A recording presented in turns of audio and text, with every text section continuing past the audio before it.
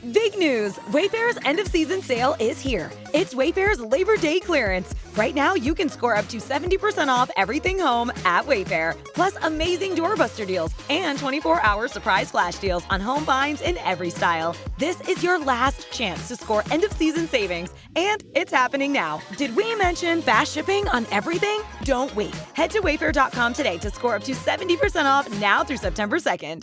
Wayfair, every style, every home. Today, we'll have Jenny's August Disney World trip. That's coming up on this episode 477 of WDW Prep to Go.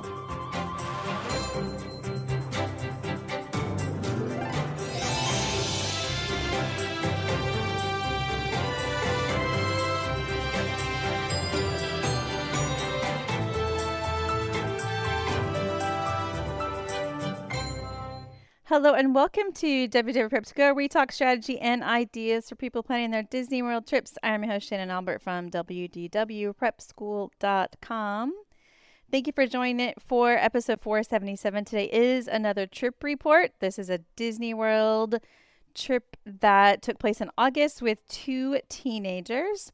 They happened to stay at Caribbean Beach, and I just wanted to remind you that if you are in search of trip reports that fit certain criteria, for instance, trip reports that take place at Caribbean Beach or trip reports that take place in August or, any number of things, we do that on the website. We have a filter kind of thing where we label every single episode so that it appears in the correct list. And that way you can at least get the numbers to know that that is an episode that you might want to go back and listen to, just in case there are some tips you can pick up for your own trips. So at the end of the episode, when I say click on podcast at the top, that is where you find it.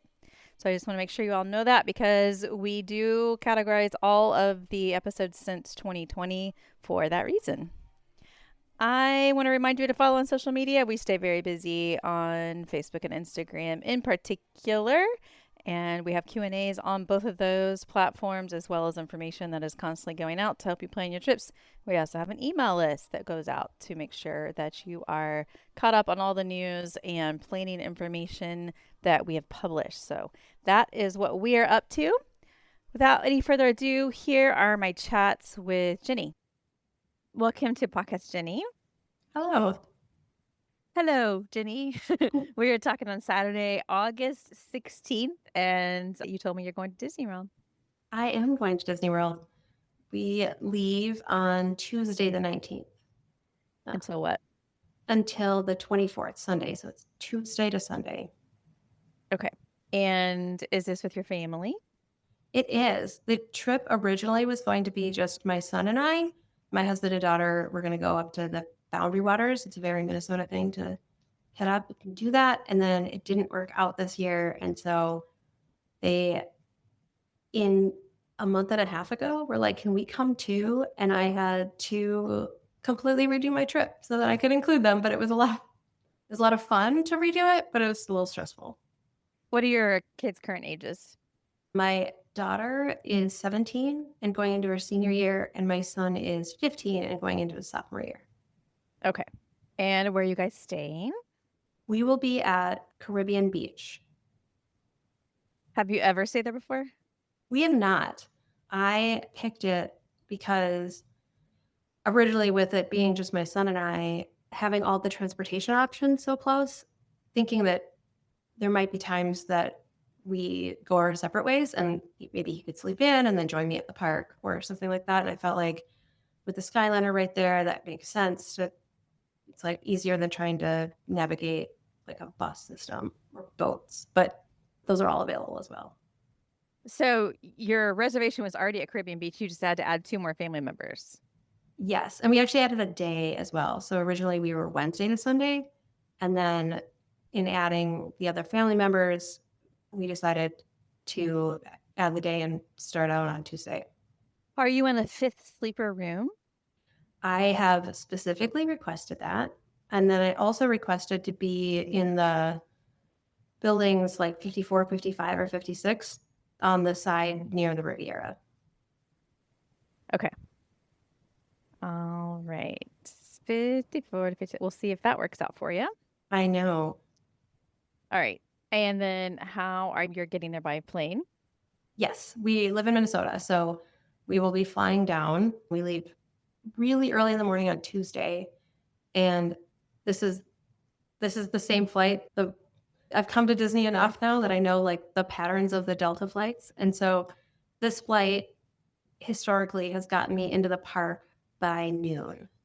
If I want to be in the park at noon, this is the flight that gets me there. But we're actually not going to a park the first day. What time do you land in the morning? I think it's I don't have my flights up. We leave at 7 a.m. I think we land on the East Coast at like 11:20. Okay. All right. How are you getting then from MCO to Caribbean Beach? We will use a rideshare, like Lyft or Uber, with 4 people. Like the bus situation where you pay per person just doesn't make sense, and we don't need to make like a grocery stop or anything else. And so it's the fastest and most economical way to do it. Yep. And you don't have car seats to worry about. No.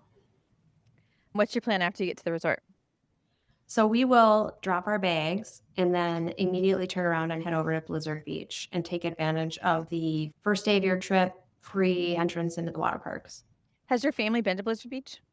We have never been to a Disney water park. So this is actually very exciting for us. We live close enough to Wisconsin Dells, which is a kind of water park mecca. There's a bunch of them. And so we did that when the kids were like in their tween years. It was like a great like little getaway. So we've done a bunch of water parks. And so we've never considered doing one at Disney. So the fact that this one was free and the fact that we've never done it before and the kids are older and haven't been to a water park in a long time, I was like, this will be perfect. All right. Well, I'm sure you guys will have fun there. Yes. And we also booked not a cabana. It's what did they call it? It's a lodge umbrella. We are fair-skinned people. And even with sunscreen, it's nice to have a place with shade. And knowing that we won't get there right when they open to like race to a chair with an umbrella, having that pre-booked that we will be able to like just walk in and get to our umbrella with shade was something that was like, felt like important to me. So that'll be secured even with the afternoon arrival. Yes. How long do you think you'll stay? They close at 6:00. So I would bet that we would stay till they close. Okay. All right. And then anything else after that? I think we'd do a quick service for dinner back at either our Caribbean Beach or at Riviera. And then I have a 9:10 reservation at Beaches and Cream to go get some ice cream. Just hop on the Skyliner. Yeah, that's and we could do, after dinner, we could head over to the boardwalk area and just kind of hang out. It just depends, how tired people are from it'll be an early morning flight and then all day in the sun on the water park. So people being my family may not want to like just roam around, but I think we'll all be up for at least heading out for ice cream. I'm very motivated by that. I feel Yes. like if it's a choice between sleep or ice cream, I think ice cream's going to win. Yeah. And I have been stalking that one to try to get an earlier reservation. So originally I had it like 10:20, and then I was able to get it down to 9:10. And now I keep watching to see if I can get something at 8:30. Yeah, the ideal if we could just do dinner and then take the Skyliner and then have our ice cream and go home and go to bed. So that'd be we'll even see what better. happens. Okay. That sounds like a fun first day. And then what is Wednesday, August 20th? So we will do Animal Kingdom that day in the morning. And then Are you rope dropping? I will likely rope drop. I think my family will not. So I'm going to leave it up to them. I'm not sure which ones will join me or join me later. But I did get the lightning lanes for that day, like the all-day pass, because then I could book some of those must-do attractions a little bit later in the morning. So they can get there a little bit later. But then the planner and me and we'll have to get it all done I still have the first one at 8:30 in the morning. So it's like they don't have to get up and rope drop, but they're going to have to join me by 8:30 to do the safari so that because we do plan to hop. And so once we tap in, then I can start booking at Hollywood Studios. Yeah, maybe don't tell them that it's a 2-hour expiration on the No, lightning lanes because then they won't show up till 11.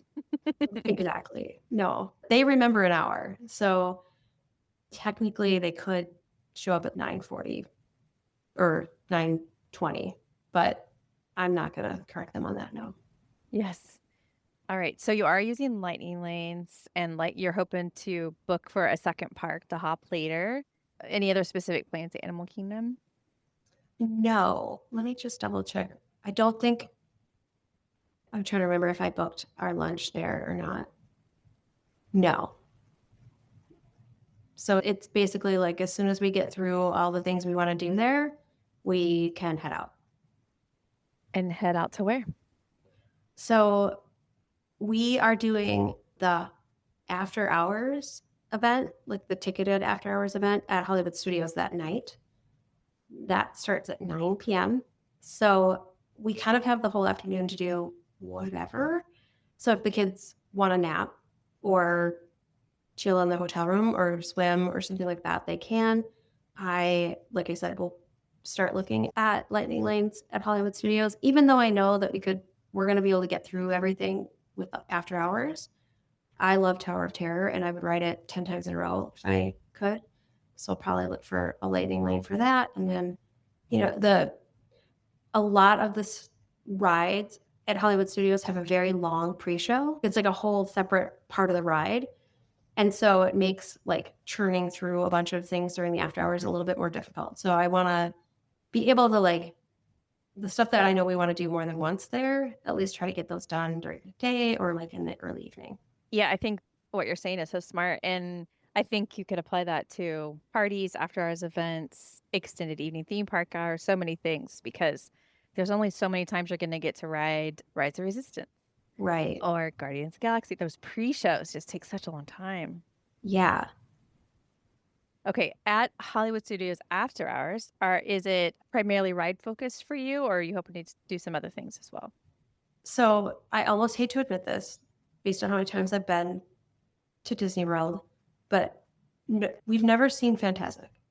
So we definitely want to get into the park early enough to watch Fantasmic. And I know that the after hours starts at 9 and I think Fantasmic starts at 9. So technically we're going to miss a little bit of the window. But I was like, it's time. We need to watch this show. Yes, I would say so. At least once. Yeah. So I think that'll be the first thing that we do. And then that it's all ride focused. Like we are a ride family. And especially, so my son is the huge roller coaster fan, which is why originally it was just going to be the two of us. My daughter gets super motion sick on rides but loves them anyway. Just needs to have her moment of recovery. Well, after hours is going to be interesting for her because it's so many that you can do. I know none of the rides at Hollywood Studios have bothered her in the past. Okay. And I know we was talking about Heather, motion sickness is so specific. There's specific movements, and the Hollywood Studio rides haven't ever bothered her. So I'm hoping that it's not as big of a deal, that we can kind of churn through things there better. But she's also capable enough to, if we said, if you want to hang out on this bench and eat this popcorn while we go out ride this other ride or ride that same ride again, she would be totally fine with that. She's almost an adult. You know. She can do it. Yes. Yeah. Okay. Well, that'll be really fun. You guys are going to get a lot done, and it won't be so hot. Right. And I love Tower of Terror and Slinky Dog at night. It's just a totally different experience. It's so fun to do it in the dark. It is. Oh, and we also have dinner reservations at 5:00 at Topolino's Terrace. So we wouldn't get to Hollywood Studios until at least, we could do both. I mean, it's easy to take the Skyliner over and have dinner and then Skyliner back. But that one is one that I might move. I'm still in my shifting things around. I leave in a couple days. Have you been there for dinner? No. I've never been there at all. So we had, Oh, okay. I think at one point we had, in another trip, we had breakfast reservations there and then ended up canceling them the day before because that was when my kids were younger and just that over planning and having so much going on. It was like, nope, we're gonna pivot and cancel that and then, have a different kind of morning. And so it's been on my list. I've wanted to go and check it out. Well, if you really do get buildings 54, 55, or 56, you'll be very close. So Exactly. not much of a commute to get there.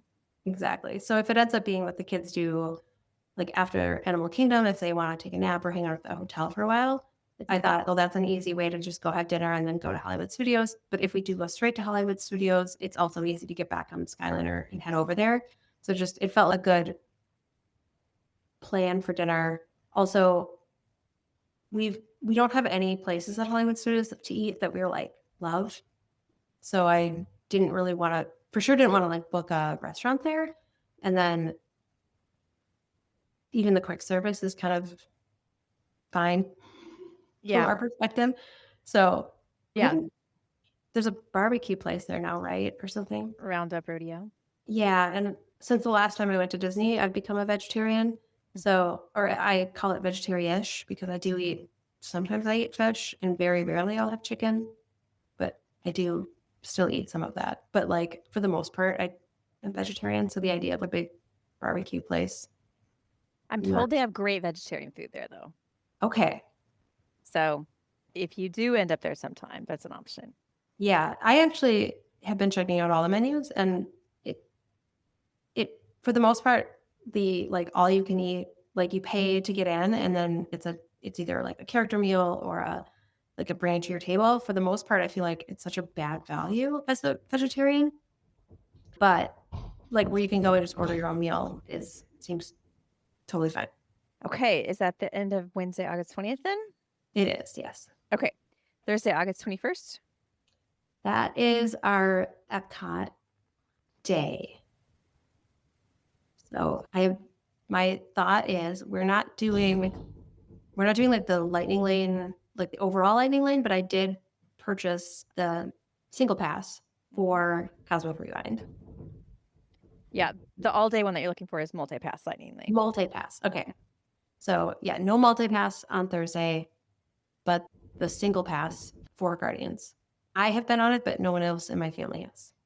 Fingers crossed for your daughter. Oh, she will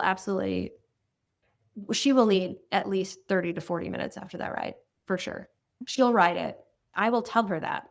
I will tell her it's going to make her sick. As a coaster lover, she will love it, but... yeah, we just know for rides like that, anything like Expedition Everest where you go backwards in the dark, there's some dark movement in Cosmic Rewind, and it's such an amazing ride. It's so cool. I get a little sick on it even, but by the time I get off the ride, I'm usually fine. But for her, I know she's going to struggle with that, but I'm hoping that it's at 1:00 is our start window. And I'm hoping that by 1:00 we've kind of hit a lot of the other big rides that we want to do. Since you're not using multi-pass lightning lanes, what's your strategy for those other rides? Rope dropping.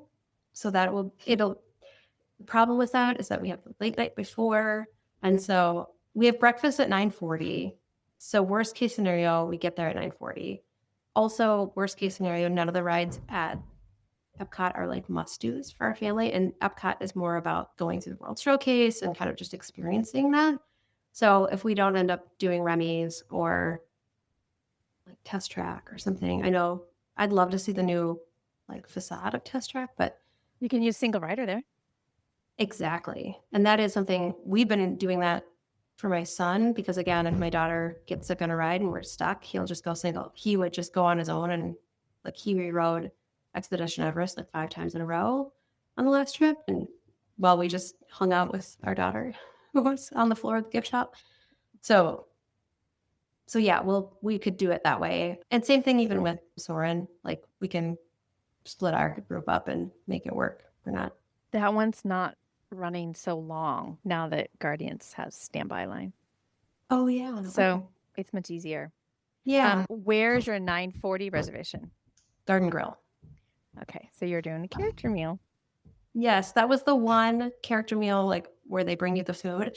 They do have a harvest plate that looked decent. I was like, oh, okay. And just I've heard so many good things. It's another place we haven't eaten. And it just seems like such a fun, like it's a fun experience with the garden and the living with the land tie-in, and then the food is good. And breakfast is like for our family, it's whatever. It's a sure win. We Mhm. love to eat breakfast. We love all the breakfast foods. And so it makes my son in particular very happy to have a nice big meal in the morning. Yeah. And if you're going to pay for a character meal, that's the least expensive way to do it. Exactly. Breakfast and Garden Grill. Okay, so that's some good plans at Epcot. Anything else at Epcot? No, those are the two booked things that we have for Thursday. Okay, so no hopping. It's an Epcot all day kind of thing. No, I have it. We don't have anything else booked, and since I don't have the multi-pass, so we can keep it open. But we're gonna do Magic Kingdom on Friday, which is a party night. So my thought is I would rather see the nighttime show at Magic Kingdom than at Epcot. So depending on how people are feeling and what, trying to keep things loose this time with the teenagers, my preference would be to take the monorail over to Magic Kingdom at some point and see the nighttime show and the new parade at Magic Kingdom. You're going to do all the transportation. Oh, yeah. Okay, so you said the next day is Friday, August 22nd, and it's a party at Magic Kingdom that night, but you're going during the day. We're going during the day and we're not doing the Halloween party. Okay, so you get lower crowds. Yeah. I'm going to guess you are using lightning lanes. Yes. I did the multi-pass and I did a single pass for Tron. And rope dropping there? I will be there at rope drop. The rest of my family is TBD, but we have our first multi-pass is again at 8:30. So we'll hopefully get them to the park before 9:30 and then start churning the multi-passes. Okay. What else is going on at Magic Kingdom? Do you have any reservations? No, not at Magic Kingdom, but because we're going to get kicked out early, we have dinner in Disney Springs that night at Terralina Italian. And then I know my husband and I loved Disney Springs. We did a solo trip back in October of 21 and really loved Disney Springs at night where there's live music everywhere. And it's just kind of this like chill vibe. My husband said that was his favorite part of the trip. So it made sense to sort of, since that's the night that's the party and we're not going to the party, maybe the kids stay home, maybe they come for dinner and then go home. And then it's kind of a nice like date night for my husband and I to kind of see the live music and hang out there. Yeah, and it's Friday, so it's going to be busy. Yes. So that'll be a fun date night with you guys, if that's how it ends up. Yeah. And if not, I mean, we would also let the kids just explore on their own. So it will end up being, my husband and I just hanging out together and then the kids doing their own thing, whether they go back to the hotel or stay at Disney Springs, or they could even, if they wanted to, hop to another park. At that point, they could, our reservation's kind of late. It's at 7:45. So honestly though, if they ditched us and it just became a reservation for 2, I hope they wouldn't care too much, but They won't care as long as one person shows up. yeah. So we're going to keep it open for them. So yeah, they could go back to Hollywood Studios or that would probably be the one they would do because it'd be that or Epcot at that point. And unless they really wanted to try to get on Guardians of the Galaxy again and just stand in the standby line for hours, that They can do whatever they want, I guess. they can do whatever they want. That's going to be like a night where they have free reign of the parks and the Disney bubble. All right. What is Saturday, August 23rd then? Right now, it's open. So I don't have any plans that day except for dinner. The idea is we chit chat, we talk about what we've loved, and then make Saturday kind of whatever we want it to be. I've never done that before, and it gives me hives because I can't make Lightning Lane like reservations or anything.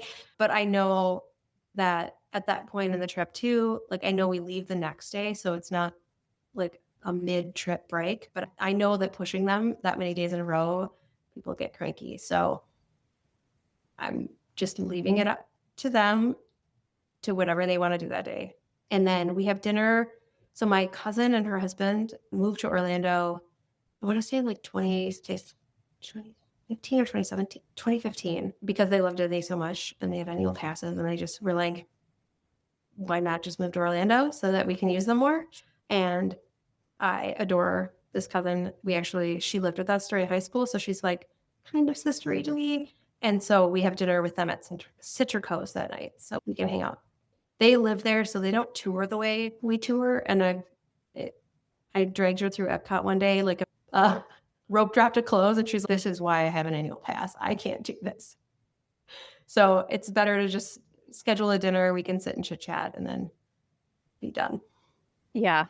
Their style is going to be very different than yours. Sort of fit it all into one trip. Yeah. And she doesn't like roller coasters. Oh. She's afraid of heights. So she'll do a lot. Like she did Slinky Dog, actually. She texted me just a couple weeks ago. She's done a lot of the rides, but she's just not a huge height person. So there's a lot of rides where she won't do them. No Tower of Terror for her? No Tower of Terror. I don't know if she's even ever done it. I'll have to ask her. What's so funny is Heather's biggest fear is heights and her favorite ride is Tower of Terror. So I don't know. Maybe. It doesn't always exclude it. Yeah. Because feeling strapped in like that and having the floor underneath you is different than being like looking over a ledge. Very different. I think that must be part of it. All right. Anything else on Saturday? I mean, I'm curious to see how that day ends up. Yeah, I am too. No, that one's, like I said, we're completely open. All right. And then Sunday, August 24th is your departure. What time do you leave? So we actually don't leave until 6:30 at night. Okay. And that is another day that I don't have any reservations planned. So we have a 4-day park hopper, and I've got, I keep moving things around. So let me just see. Wednesday, yes. Thursday, yes. Friday, yes. So if we go into the park Saturday, we probably would do like a hotel, like Disney Springs kind of day on Sunday. If we end up not going into the parks at all on Saturday, then we would probably do that redo of a park or try to hit some rides and things that we haven't on Sunday.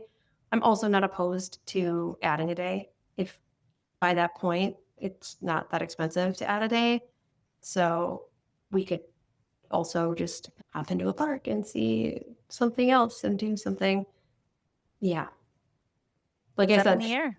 This is very new for me, but I'm trying really hard to build the trip around my family and what I know that they are going to be happier with, and a lot of flexibility is good for them. Yeah, I always kind of like when people have open days like this because sometimes you just don't know. Like when you Right. get there, you might be like, you know what? The water park was a huge hit with us. Yeah. Maybe we want another water park day. Right. Or Or whatever. there is, Tropical Storm Erin is on its way. I keep watching the weather. It sounds like it really won't, it shouldn't hit Orlando or Florida even at all. They said like maybe some larger waves on the shore, just to be careful. But it's also just August in Disney World, and we go this time of year a lot because the lower crowds, our kids don't start school until after Labor Day. So hitting it towards the end of August, gotten really lucky with low crowds, but you do get the really heavy either all day rain or afternoon rain. And so if there was a day that we bailed because of the rain or just didn't get to do, like rides were closed because it was raining, the weather does show that Saturday and Sunday shouldn't, at least as of today, they're drier days than during the week. So I also want to leave that open too, so we could go back if they don't get to ride, Slinky Dog or something. Then we could make that happen. Yeah, I mean, I think that is a good point for this season. that you really don't know if the rain is going to be a factor and wipe out some of those rides. So if it is, you've got some open time to make up. Yeah. And even just the heat in the afternoon, breaking up the day and feeling like we can go back to our hotel. And I know that, okay, well, if we don't get to, do Remy's, there's opportunities at the end of the trip to just hit some of those. So it is making me feel a little bit better. And then same thing with not having as many planned meals. I kind of feel like we do have one per day, but there's been times when it's been more than that even, and it does limit you. You're like, oh, well, we don't want to head back because we have a reservation in an hour, or we have to get back to go to this thing. And like Citrico's will dress up a little bit for. So even if we go to the parks, I'll want to get back and freshen up. It's a little bit dressier of a meal, and it's fun to dress up. So, so there's that, I don't know, you're like forced into certain things when you have those reservations. So having a couple days without makes things easier to just sort of be flexible. Yeah. Makes sense. I have faith in you. You can do it. Yes. And I know that if my family taps out, that even if only one of them, like if at my daughter Adelaide, if she is like motion sick and just wants to go back to the hotel and sleep, I'm totally fine just being like, peace out, enjoy, she'll take the Skyliner or the bus or whatever and just get back to the hotel and she'll be fine. So that makes it a little bit easier too. I can just go do my old thing too. I am expecting a couple of the mornings where I rope drop. I've done solo trips before, and so I make friends in one. So I'll rope drop. I believe this about you, Jenny. Yes. I'll just go rope drop, and then my family can meet me whenever they want. My son needs to eat breakfast. Like this has always been true, but especially now that he's 15, where if he doesn't get like a full meal in the morning, he is not a fun person to be around. But in my brain, like that's peak touring. Oh my God, we can't miss things. We're not going to stop and eat, and it totally bit us in the butt in the last trip and the last family trip. And we ended up shifting things around so that we could feed him and like fully feed him a big breakfast before we forced him to run around. And it's very hard for me, but it also made things so much better and so much more fun for the whole family. And it was like, okay, this is where that pivoting comes in handy. So knowing that now that he's older, it's okay, well, you can stop and eat breakfast. Even if we're in the park already, go for it. I'll go ride this ride and then we'll meet you after. That's right. Go grab some food. Everybody gets to do what they need. Yes, exactly. That makes sense. Well, I hope you guys have a great trip. I'm going to keep my fingers crossed for the rain. Yeah. And hope that doesn't impact you too much, if at all. And I'll talk to you afterwards to see how it went. Okay. Yep, see you then. Warning, the following ZipRecruiter radio spot you are about to hear is going to be filled with F-words. When you're hiring, we at ZipRecruiter know you can feel frustrated, forlorn even, like your efforts are futile, and you can spend a fortune trying to find fabulous people, only to get flooded with candidates who are just fine. Fortunately, ZipRecruiter figured out how to fix all that. And right now, you can try ZipRecruiter for free at ZipRecruiter.com/zip. With ZipRecruiter, you can forget your frustrations because we find the right people for your roles fast, which is our absolute favorite F word. In fact, 4 out of 5 employers who post on ZipRecruiter get a quality candidate within the first day. Fantastic. So, whether you need to hire 4, 40, or 400 people, get ready to meet first-rate talent. Just go to ZipRecruiter.com/zip to try ZipRecruiter for free. Don't forget, that's ZipRecruiter.com/zip. Finally, that's ZipRecruiter.com/zip. Welcome back from your trip, Jenny. Hello, thank you. We're talking on Tuesday, August 26th, a.k.a. Taylor and Travis got engaged day. Yay, congratulations. Right before we hit record, that was everywhere. So it's fresh on our mind. But you've been back from your trip for 2 days. How are you feeling? 2 days. Yeah, we got back late Sunday night. So halfway through my second work day of just being really tired. How was the trip? It was fantastic. It was a big goal for this trip was to spend time with kids and to let the kids spend time together with a little more independence and those two goals were absolutely accomplished. Good. Let's talk through it and see how it went. You told us on Tuesday, August 19th, you'd be flying from Minnesota to Orlando, landing around 11 a.m. Yeah. So that everything went smoothly. Our flights were all on time, or the flight was all on time. I always like, my husband Connor travels a lot, so we get upgraded.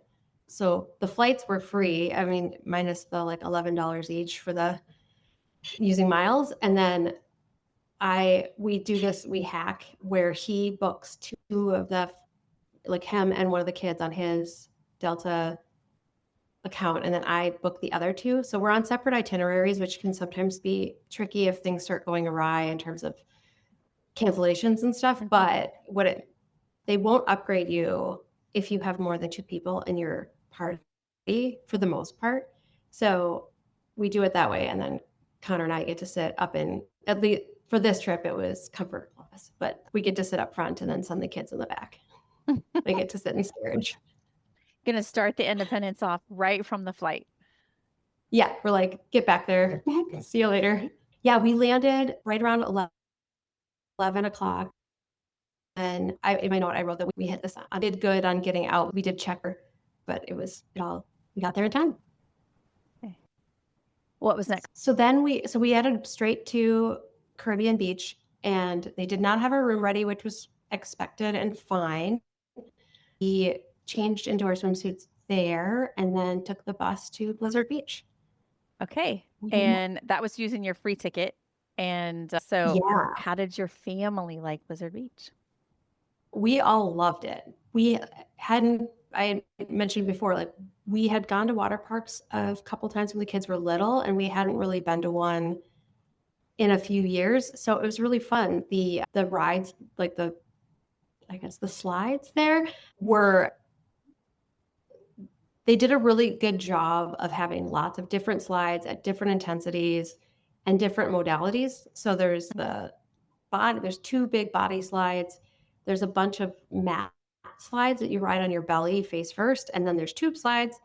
We made sure to all I got the boys rash guards so that as they're like sliding down, their shoulder blades aren't slamming into things. And then I just, my daughter and I wore swimsuits that didn't tie in the back. So that was a little bit easier, but it actually wasn't a problem. Like other water parks, I feel like that's a huge problem. And I felt like they put enough water behind you on the body slides that you didn't feel as much pain when you were going down them. And there's only the two body slides. So it wasn't like, you're doing that over and over again. And you had booked an umbrella. Yeah. How did that go? I didn't realize that there was so much sand there. They have sand, it's real sand, but it's obviously it's not a real beach. So the umbrella that we had was in a sandy area. And if it were up to me, I wouldn't ever put wet feet in sand. Like I don't love that part of the ocean. So I was like, oh no, but we actually ended up not being at our umbrella at all. And so I felt like maybe that was not worth the money. The patios that they have, where they have like full seating areas and like probably a server that would come, and it's more integrated into the park throughout at Blizzard Beach. I think that would have been a better, I don't know if I'd call it a value, but if you wanted like a place to hang out that was like shaded and nice, like I would probably do that over the umbrella. The umbrellas were sort of also, in the back of the park tucked away.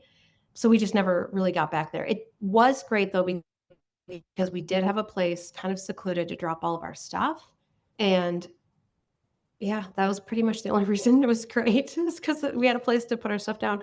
But it would have been a lot cheaper to get a locker but it was $100. So it wasn't like those patios, I think, were like closer to $400 the day that we were there. So I'm glad we didn't do that.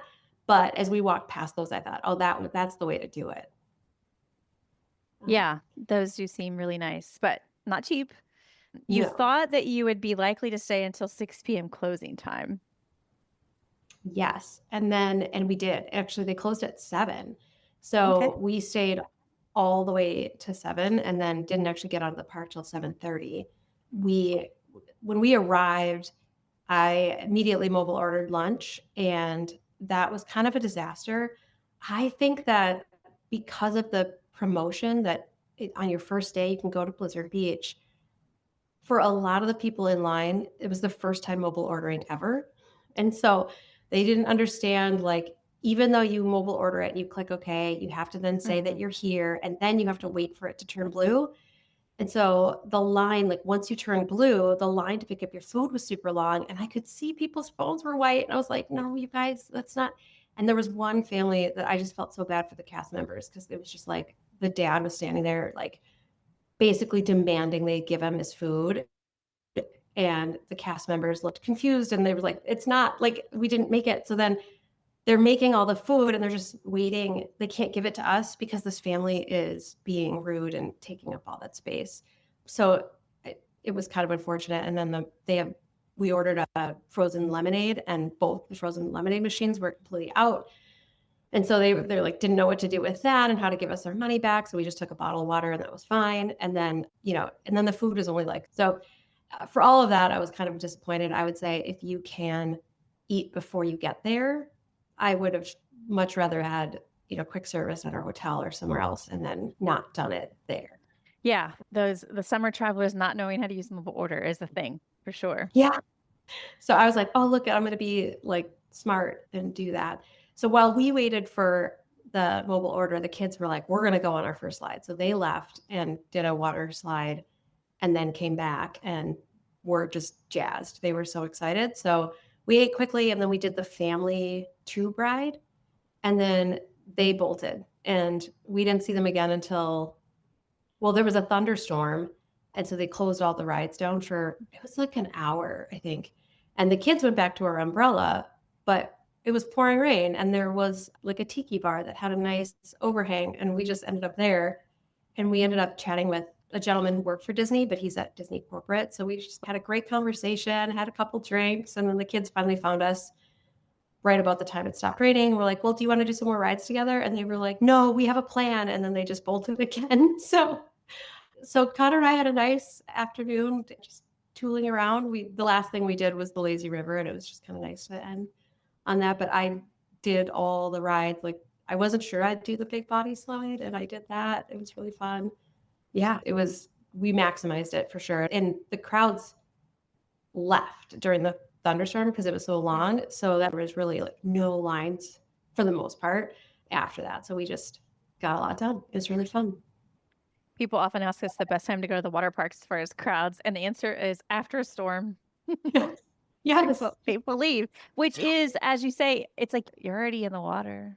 Yeah. Yeah. We're already wet. Like people, it was kind of, but from the perspective of getting rained on, like just standing there getting pummeled, if you don't have a place to shelter, can get it could wear on you. But like I said, we had a nice roof over us and drinks in our hands, and we were conversing, and it was great. And then you left at 7? Yeah, we went back to the hotel and did quick service at Caribbean Beach. So we did, so we got back to the hotel, and our room was ready. And I had requested to be in Aruba and in like the 54, 55, 56 rooms with the 5th sleeper. And so when we first got there, I asked if our room was ready, and they said, I knew our room wasn't ready, but I just said, is there by chance something available? And I said, but I would rather wait to get the room that I want and get any room now. And they were like, okay, well, we don't have anything in those areas, so we'll wait.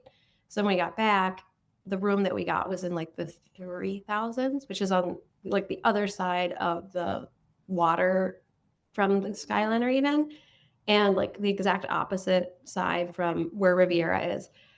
So I did stop at the front desk, and I was like, is there any way like we could move? And so they did find us a room in the 5100 building that was, I guess they said it was ADA compliant, but did not have a roll-in shower and didn't feel like the door was any wider. Like, I feel like if I needed that, I would have been disappointed in that room, but it worked out great. It was directly across the Caribbean Key Island. So it was like equidistant, I guess, from like the Skyliners, from both the Skyliners, from the lobby, and from Riviera. So we felt like that was a great spot. Yeah, because your original request would have put you in the inn near the Riviera Skyliner station, and where you ended up was more like between the two Skyliner stations. Yeah. And I mean, it was helpful I think if we had been further south, south, I don't even know if it's south, further down by Riviera, up by Riviera, I don't know. Directions don't matter in Disney. But if we had been closer to Riviera, I think we maybe would have used the Riviera bus stop and the Riviera quick service more. And because we were so close to the Caribbean Beach lobby, like it made sense for us to go there and use that bus, even though, it had other stops and things. And we ended up not taking advantage of the fact that we were so close to the Riviera until the last day, which was unfortunate because the quick service breakfast there was so much better than the one at Caribbean Beach. I was like, oh, why have we not been doing this the whole time? Yeah, Riviera is so good at food. Yeah. So it did sort of put a damper on that, but at least we weren't like completely on the other side of the world. And we did use that Skyliner station more than the other one. So quick service dinner, you got a room that was acceptable. Did you keep your beaches and cream? Yes. So that was one of the times we walked down and got over to the Epcot area, and then we went to Beaches and Cream and we ordered the kitchen sink. The kids had no idea what was going to happen and loved it when the lights all of a sudden the lights went down and the flashing siren things were going off, and they looked at us and they're like, is that for us? I was like, it is. Mm-hmm. So they kind of loved it though. And then we almost finished it. We tried really hard, but at the bottom, like it just ends up as soup, and we didn't really want to eat all the soup. Yes. But we did get it. I was able to push it up earlier too. So a couple days before we left, I was able to get it to 8:55. And then I completely forgot that Epcot would close after the fireworks. Like we even heard the fireworks. We're like, oh, fireworks. And it never registered. Oh, that's going to be a problem. And so we ended up getting in line for the Skyliner like right after the fireworks closed down. And it was a really long line. But we were so full that it kind of felt good to sort of stand and walk it off a little bit. And so it wasn't a huge deal. And I mean, we were tired though, because it had been, kind of a long day getting up early and flying in. But I think that was like the one thing, like maybe even though we were so close, could we have just Ubered back? Because it took us an extra 40 minutes to get back to our hotel. That is a long time. Yes. We've had a couple of reports recently with this conundrum, which is Epcot Skyliner is very busy after the fireworks. So beware. Yeah. But that was the end of your first day, August 19th. Yeah. The next day was Wednesday, August 20th, and you have plans for Animal Kingdom to start the day at least. Yeah. So we got up, we woke up around 8:15, which to me at Disney is sleeping in by a couple of hours. And but the kids obviously were like, oh my gosh, it's so early. And I just kept saying, just be glad that we're not road trapping. So I did purchase the individual lightning lane for Flight of Passage, just to make sure we didn't have to spend all day in line for that. That ride, I love that ride so much, but I feel like the 3D effect is like not working right anymore. I've been on it a couple times. I mean, I think 2022, 23 was last time I was in Disney. And I remember thinking that then too. I was like, oh, it doesn't feel quite as like in your face. And like sometimes the things were off, but it's still just such a lovely ride, and the smells and the water spraying and all of that. Like it was delightful. But we did that. Let's see. The first thing we did, I have to go through my notes. So we got through the tap styles at 8:35, and then we did the safari first. So that I had a lightning lane. I did the multi-pass because we were going to also go to Hollywood Studios that day. So as soon as I tapped into the safari, I swapped out I got another one at Hollywood Studios for Tower of Terror, and then I swapped out our dinosaur for Toy Story Mania. So getting those two booked first thing in the morning was smart because it did get pretty busy there at Hollywood Studios, and we weren't able to get any more lightning lanes later. Then we did Expedition Everest, and after that was around 10 a.m. was our Expedition Everest, and by then all of the good times and rides at Hollywood Studios were gone. So I was really glad I got those two booked right away.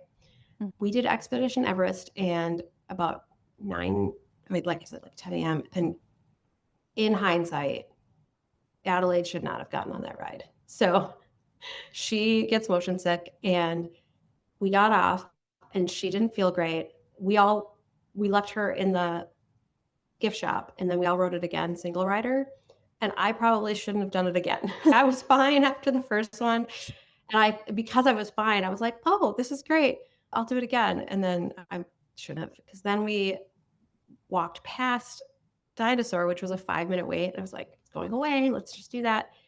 Also should not have done that so quickly after. So got like a Mickey pretzel and some more iced coffee just to sort of settle our tummies, and then headed over to Pandora to ride Expedition or to ride Flight of Passage. And that was Which lovely. is great on a nauseated stomach.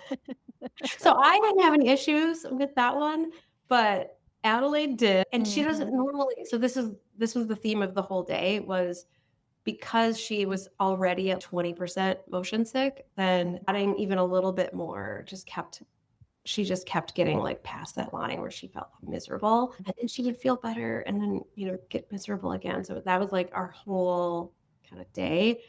So we had lunch. I can never pronounce it, Satuli canteen. And it was delightful. They were way better about handling the mobile orders, and you couldn't even get inside until your screen turned blue. I was like, these people have been through it and know what to do. Yeah, the really beachy places do that. And so when you were talking about Blizzard Beach, I was like, it's too bad they don't have a customer dedicated. Yeah, it was. I agree. And then I had lost my sunglasses at the water park, and I had submitted the like Disney Lost and Found, and I got an email, that around then Wednesday saying like they hadn't found them. And I was like, well, they're not going to find them. They're just like a regular old pair of sunglasses. They're not going to magically turn up. So I went and bought some sunglasses, which was fun because I got some Disney sunglasses. And then we did something new. We'd never done the Finding Nemo show. And you're theater lovers. Yes. Our whole family was just completely in awe of, it's 1:00 in the afternoon on a Wednesday, and these people are just like going out, like full out, and they're amazing. Like the level of talent that they had, like in terms of live singing, and they had the puppets that they had to control and sing and choreography. And we were just blown away. And my kids were like, wait, so if they do that every hour on the hour, they were like trying to figure out, like they only get so much break between. And I was like, I don't know, maybe there's 2 casts. I have no idea how it works, but I feel like those people work their butts off, and it was evident because they were very good. So that was really fun. And then we finished the Nemo show, and we were just hot and tired. And so we went back to the room to rest. And my family can sleep during the day and I can't. So I just rested and I napped. And then we got ready to go to dinner. We had reservations at Topolino's Terrace. I was like, oh, that'll be perfect. We have to head to the Skyliner direction anyway. I knew that Topolino's was a nice restaurant with really good food. We felt so underdressed because we were going from there straight to the after hours party. And we were like in our park touring clothes, and there's people there like completely dressed up. And I was like, oh, like I get it. It is a fancier meal. So I felt bad. Luckily we had a 5:00 reservation, so it was pretty empty in the restaurant. I don't know why I care what other people think, but I don't know. I was like, oh, I feel like it's not respectful to be in a restaurant like that in a tank top and shorts. But the food was amazing. Our service was amazing. I would definitely recommend it. I would just give yourself more time and maybe make an event of it as opposed to just like a stop on your way.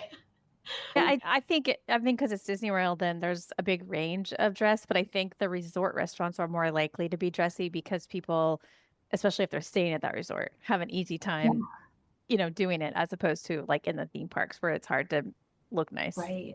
Yeah, right. Exactly. So I made a note. I did have everyone bring nicer clothes because we had a such a close reservation towards the end of the week. And I made a note, like, we have to change for that. Like, we are going to be dressed up for that dinner. Yes. Speaking of resort dining, that's another one that can be quite nice. Yeah. So we got to Hollywood Studios right at 7. So we got in the line for the after hours party. We didn't have to because there was obviously stations inside with, the line wasn't long anyway, but I'm all about optimizing. And Just my fellow Enneagram so, 3 friend. yes, I was like, we didn't need, because we had park hoppers and we had already tapped in that day. So we could have just gone to the regular line and then gone to the little stand they have inside to get our wristbands. If it helps, Which- sometimes the after hours places in the park have longer lines. Okay. Well, then I'll just chalk it up to chance that like I said, it wasn't that much longer. And we're talking like 7 minutes difference here, but yeah. In my mind, I'm like, we're not rope dropping. We're barely, this trip was tough for me, but the whole family loved it so much. So it was great. So we got in at 7 and we had that Tower of Terror and Toy Story Mania fast passes. So we did those. Then we did Millennium Falcon and we did it. Yeah, like I'm trying to think. We didn't do single rider, but the line wasn't long or something. I don't know. Like we walked right in. I don't know. Maybe my notes are wrong and we did that during the after hours party, but felt weird. And then after hours started, so we were at the front of the parkish when that happened because we were going to go back to Tower of Terror. And we stopped and got ice cream right away. And the cast member, we're like, all right, we need 3 Mickey bars and 1 Mickey sandwich. And he double-fisted hand scooped all this ice cream into our arms. And I was like, I don't know what to do with this. And I was like, we didn't order this much. And he gave me this big wink. And so we turned around and found a family that didn't have wristbands that was exiting the park. They had 2 little ones in strollers. And we're like, talked to the mom. I was like, is it okay if we give your kids ice cream? And we explained that we get it for free. And he gave us more than we needed. And they were so excited. And the kids were so happy. And my kids still say that was one of their favorite moments of the trip, was just seeing the kids get so excited about the free ice cream bars. And I was like, oh, so that was really fun. So I highly recommend do that, spreading a little magic around a little bit because that was great. We then did Rise of the Resistance, but Adelaide was out. I was like, I kept thinking, this is what I think she could do. It'd be fine if she just closed her eyes during that one scene where there's a screen. But we're like, we have a long night ahead of us. Let's not push our luck. And she really wanted to ride Rock and Roller Coaster. So I know your face. So we did Rise without Adelaide. And we got in at 9:15 and then out at 9:42. And like I said, I really wish they would have an option to skip. If you've never been on Rise, then and you're doing it, great. Get in this line and we'll put you through the whole pre-show. But if you haven't, we'll just start you in the big room with all this, get you in there. Anyway, but it's such a fun ride. It's just a delight, the whole thing. So then we grabbed popcorn. No, then we did Rock and Roller Coaster with Adelaide. And she knew 100% what was about to happen, but she really wanted to do it. And so we left her in the gift shop. This is the theme of Rock and Roller Coaster. And we went back into Tower of Terror again without her. Then we got popcorn and brought it to her because it generally helps. And then she rallied and wanted to do Rise of the Resistance. So we did it again. And then at this point, it's 11:30 and we wanted to ride Slinky Dog in the dark. There's still a 30-minute wait for Slinky Dog, which I thought was crazy. So we're like, well, maybe, because it gets later, that line will go down because the little kids will go home. That ended up not being true at all. But we did do Toy Story Mania. So we had done that before. Oh, that was the ride we did before. Yeah, Toy Story Mania. Anyway, and it's just such a fun, silly little ride that, we're a very competitive family. So we had fun competing with each other on that. And then we, let's see, I took notes so I could remember because we did a lot. Then we did Slinky Dog and we did wait. And my son, he's a big gamer anyway, both video games and board games. And so even though the Play Parks app, the game for Slinky Dog is really geared towards younger kids, we had fun playing it in line and then rode that. And then we got off that at 12:20. So I was like, we could get in line. If we get in line for a ride right now, we can ride it. And my family vetoed me again, I was like, but we have 12 minutes. We should do one more ride. But we grabbed some more ice cream and a bunch of waters. So another tip is, grab 3 or 4 bottles of water on your way out so that you have it for the rest of the trip. And that was great. And then I had to add up the steps from the day before and then the hour of steps after midnight. But I took 27,000 steps that day. So It's a ton. it's a ton of steps. I mean, going all the way around Animal Kingdom and then all like back and forth at Hollywood Studios. So even though we took like a 3-hour break, still just like really packed it. And that made me feel a little better, actually. I was like, okay, we really did do a lot. Like we could have done more, but we did a lot. So one question, did you think the Hollywood Studios After Hours was it was worth it? Yes, I do. I will say I did think the lines, we had done an after hours at Magic Kingdom. And because there's so many more rides at Magic Kingdom, it really felt a lot emptier. It still felt like there was people like around us everywhere we went. But the fact that it was cooler, like the sun was not beating down on us because in August, like that's a real thing. It didn't rain because it was later. The rainstorms usually happen in the afternoons. So it was just nice to do that and not to feel so rushed on and wait in all the lines. And then we were able to knock out everything we wanted to do at Hollywood Studios. And so we ended up with park hoppers, we ended up going back to do a couple more things later on the trip, but it was just nice to like be able to knock like that out right away, just have all those done and to do it in that way. I really probably in hindsight would have kept Adelaide off of Expedition Everest that morning because I think that just set her off the whole day. There was none of the other rides usually would have made her sick, but she just did not feel great the whole day. And we tried, it's like a homeopathic thing called tobacco. It doesn't make you drowsy at all because even like the non-drowsy Dramamine or some of the other stuff really hits me. And I'll wear C-bands, but they don't help Adelaide at all. So it didn't do what we wanted it to do. And she just didn't feel great. So yeah. Is it still true that you've never seen Fantasmic? Yes. The efficiency and the like I just could not bring myself to sit and watch it when we could have been riding rides. And that's why I've never seen it. There's always more to do. And because I've never seen it, like I will stop to watch the Magic Kingdom and stuff because it's just such a delight. And I have no frame of reference for it. So it's easy for me to go, oh, I don't need to do that. I don't want to spend that much time and with all those people, and people were getting in line for it an hour before, like when we were walking over to Tower of Terror.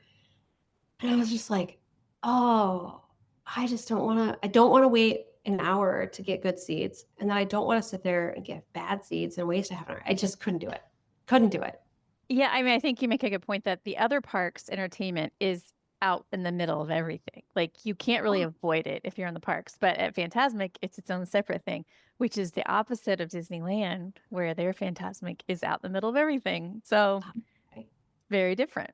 Well, maybe that will just be part of I definitely want to go to Disneyland. And so I'll just say, I'll just do Fantasmic there. And that'll just be what I do instead of ever trying to do it at Hollywood Studios. I don't think I don't know that I'll ever have the personality to do it. I really want to. Well, it depends because you're prioritizing the efficiency of rides. But sometimes for me, it's about a checklist. So I can't handle that there's something that exists here that I haven't done. So I have to figure out how to do it. Okay. These are both very Enneagram 3 things. And it just depends on how, you look at it. Okay. So that's the end of that day. It sounds like a pretty good day other than your daughter's motion sickness, but maybe some lessons learned around that. Thursday, August 21st, you had plans to start at Epcot. Yeah. We had a 9:45 reservation at Garden Grill for breakfast. And we all overslept. Because we were up so late, I thought 9:45 would be like far late enough. We all woke up at 9. And I woke up and I knew, oh no, like even though we could take the Skyliner, it's on the other side of, it's like Skyliner drops you off at International Gateway, and it's way up in the front of the park. So I roused everybody. We were out the door on the Skyliner. I don't have all the times written down because I couldn't even manage to get my phone out. We were like on it. And then, but we did. So we get to the tap styles and they pulled Connor aside for his bag. And I just was like, I'm gone. Like, I'm going. And so Kellen and I are the fast walkers. And then we just went. And then Adelaide was in the middle. And then Connor ended up catching up to Adelaide at some point. But I was just like, I'm going. So we actually checked in, and I've got the app up ready to check in the moment I can get close enough. It just kept telling me, like, you need to get closer. I'm like, I'm trying. So we made it there at 9:58. And no problem. They did let us in, and we had breakfast, and that was fine. It worked out. But it was about getting there in time. So good. We had our server, her name was Deborah, and I've got my list of like cast compliments to send. She's one of them. She was just a delight. So much fun to have as our server. And we saw all the characters multiple times. You know, they kept coming by and we're like, hey again, you know, at that point. The food was so good. I've said I'm vegetarian-ish, and so I will eat fish and some like chicken sometimes, but like sausage and bacon I don't ever eat. But I love eggs, and so they had a vegan platter. And I was like, I don't want the vegan platter. I just want some sausage. And so they brought out my own platter though that hadn't even touched like any of the other meat because it kind of all comes together. And I thought that was really nice. Everything else was like normal, like the cheesy potatoes and the eggs, but with the Impossible sausage, and it was really good. So that was really happy about that. I thought that my son would just eat and eat, but he was like one of the first ones to tap out. And I was like, oh, come on. But for us, it wasn't about eating as much as we possibly could. It was just the experience and doing it. We actually got on it and I was like, oh no, the restaurant moves. So Adelaide and I sat, like we were in one of the half circle booths. So we sat facing like the direction that the table was moving. And once we got out of the hardest part from the motion sickness was just the part where you're like exposed out into their lobby area. Because once you're in like the scenes, I don't know, it doesn't feel as disorienting. So that was the problem. Neither one of us had any sort of feeling of motion sickness during breakfast, but I had, after the day before I saw that, and I was like, oh, I didn't even think about that. And then we went ahead and just did Soarin' right then. We did not have the multi-pass for this day. So we got in line. It was 45-minute wait. It ended up being 40 minutes from the time we got in line to the time we got off the ride. So it was not a 45-minute wait. And we played trivia in line. And so that was really fun. Again, me and my son are competitive, and that was really fun. Just amongst yourselves, you did trivia or on the screens?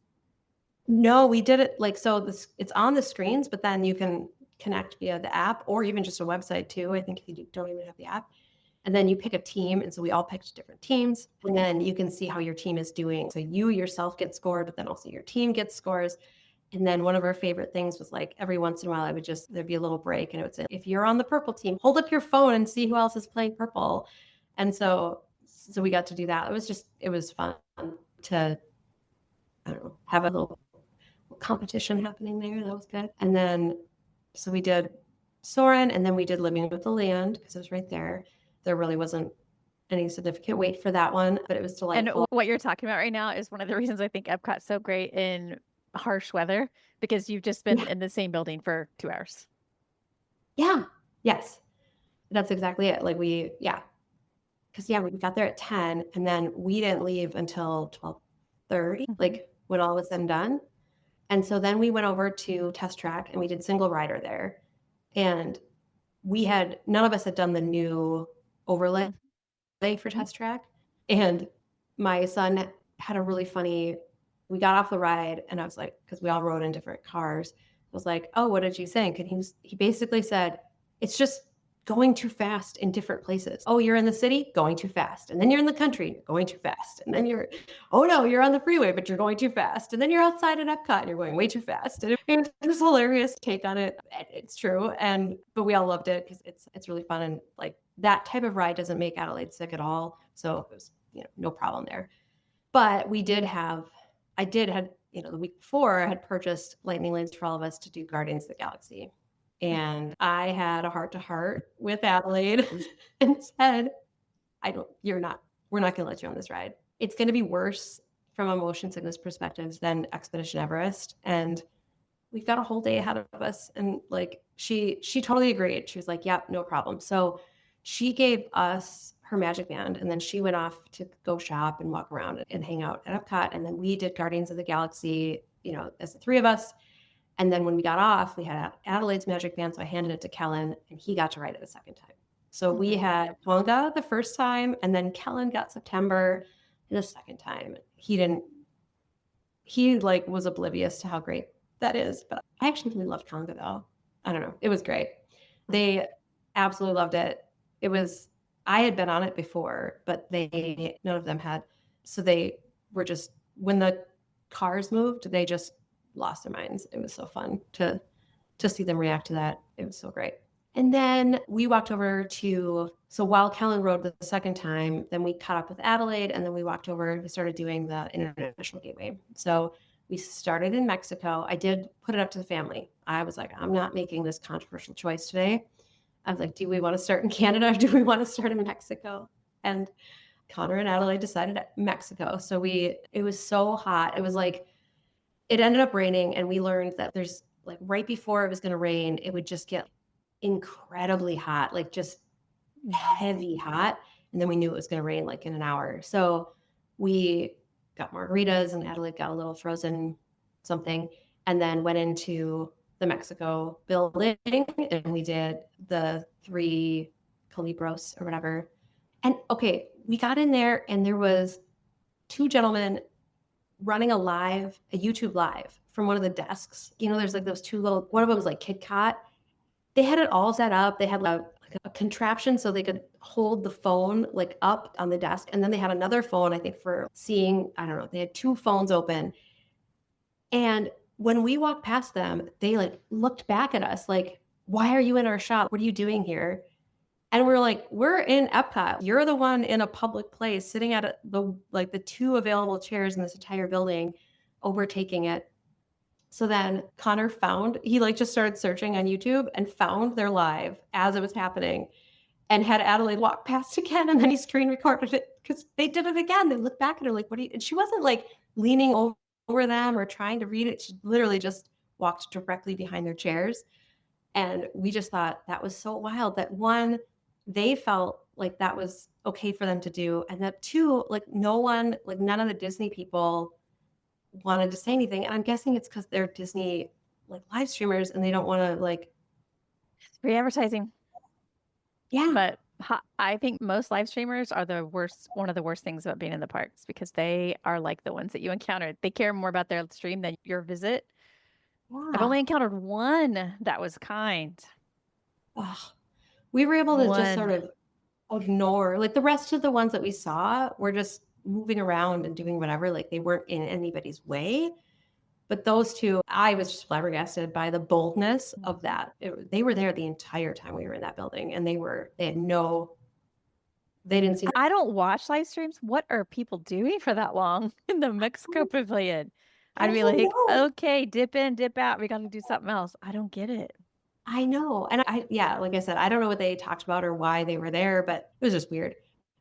And then we went over to Norway. We've gotten this, like one of the trips, Adelaide, we have this photo of Adelaide in front of the troll with the Viking hat on, and it's just hilarious. We've recreated that photo a bunch of times. So she was all set to like go recreate it. And then it was really funny because the little helmet, it's for kids, it didn't fit on her head this time. And she's like taller than the troll. And it's, oh my gosh, you can really see like how they grow up. So that was great. And then we did Frozen Ever After again. It was like, said it was a 45-minute standby, but it was like a 30-minute wait. And then we got a pretzel in Germany, and it wasn't good. It was like the worst pretzel we had on the whole. I mean, we didn't eat that many pretzels, but I was surprised. I was like, it was dry, and like, the sauce, it wasn't a cheese cup. It was like this, it's kind of a zingy, like cream-based sauce, and it was good, but I don't know. I was like, that was unfortunate. And then we knew that 1, it was super hot, and then 2, that it was going to rain. So I just walked up to Via Napoli and I was like, hey, do you guys have a table? It was 3:00 and they did. So we were able to just pop in there and get a pizza. Because we were going to sit outside and eat pizza. And it was just like, this is too hot. So we did that. And then we were able to actually get to Ratatouille before the rain came. So that was perfect. Like literally it started to drizzle as we walked in, and then it was just pouring. So we did single rider for Ratatouille again. And, you know, as a family with older kids, like that is the best. I wish more rides had that. But we're able to basically walk on to Ratatouille, even though there's a long line there, and do that. And that was great. And again, Adelaide closed her eyes during some of the scenes, but otherwise did not get sick. I have a question though, since you did single rider though. Did you find it weird on that ride to share the seat with strangers? No, but I am not a person who would ever be weird about that. I make friends everywhere I go. So I just, hi. I think it could be weird because it's like a bench as opposed to like individual seats. You know what I mean? Yeah. And there's 3. So it was like, I sat next to 2 adults. Like there was 3 adults in this line. But I'm just like, hi, I'm an honorary. They were jumping between Spanish and English. And so it was really funny because I'm just like, hi, I'm an honorary member of your family today. And they're just like, who is this crazy lady? But they enjoyed the ride so much. It was fun to ride it with like strangers, I guess, because you see it from their perspective too. A couple times, and it's fun.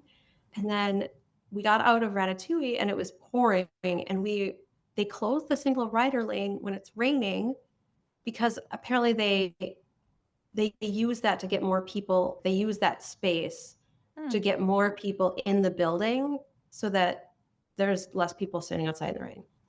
That makes sense. Yes, didn't know that though. Yeah, they roped it off. We're like, what? Because we were just going to go right back on it. So we ended up hustling over to the France building and watched the Beauty and the Beast sing along, which again, we've never done that because the efficiency person in me is this is not a live show and why would I waste my time? But it was pouring. So we did that and it was really fun. There was like maybe 12 people in the whole theater. And I think Connor and I were the only ones singing, and we were singing as loud as we possibly could. It's a sing-along. It's a sing-along. Why do people not sing? Like at the Frozen sing-along, I will be let it go, let it go. I'm like, I don't care. What are we here for if we're not here to sing?